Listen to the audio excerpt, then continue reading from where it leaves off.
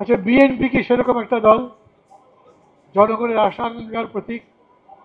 বিএনপিকে নিয়ে কোনো প্রশ্ন নেই, মানুষের মধ্যে কোনো কনফিউশন নেই। মানুষ বিএনপির ব্যাপারে সমালোচনা করে। 3 বার 4 বার না বলেছেন কে? নিশ্চয়ই বিএনপি করেন।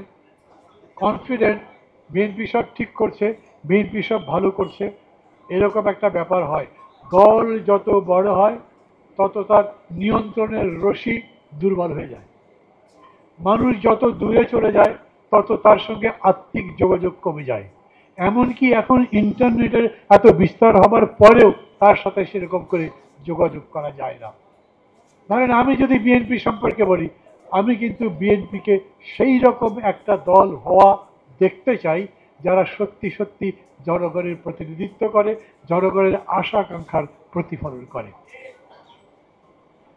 এখানে স্ট্যান্ডিং কমিটির সদস্য জনাব সালাউদ্দিন আহমেদ আছেন। উনি আছেন জেনেও আমি কথাটা বলছি। কেন?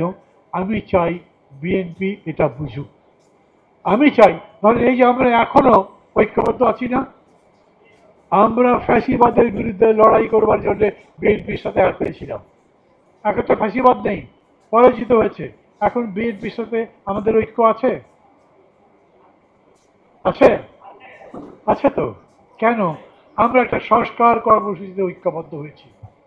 কোনটা বেশি ইম্পর্টেন্ট, ওই স্বৈরাচারকে সরিয়ে দেওয়া নাকি সংস্কার করে এই যে আন্দোলনের মধ্যে দিয়ে আকাঙ্ক্ষা তৈরি হলো? For more updates, follow us on Facebook, subscribe our YouTube channel, get the latest update on www.daily-sun.com.